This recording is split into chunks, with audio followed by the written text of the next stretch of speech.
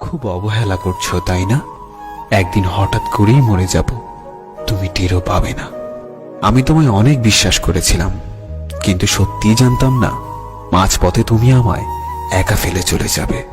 কল্পনা কেমন ছিল তা ঘুম ভাঙার পরেই বোঝা যায়, ঠিক তেমনি কাছের মানুষটা কেমন ছিল তা শুধু হারিয়ে যাওয়ার পরেই বোঝা যায়। কিন্তু সমস্যাটা হলো, তখন বুঝেও আর কোনো লাভ হয় না। হারিয়ে যাওয়া মানুষগুলোকে কখনোই আগের মতো ফিরে পাওয়া যায় না। যে চলে যায় সে আর ফেরে না।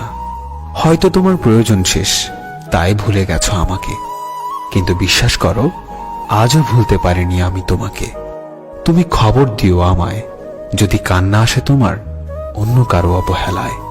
সত্যিই আমি ভালো নেই, ভালো থাকার অভিনয় করছি মাত্র। আজ আমি সত্যিই খুব ক্লান্ত।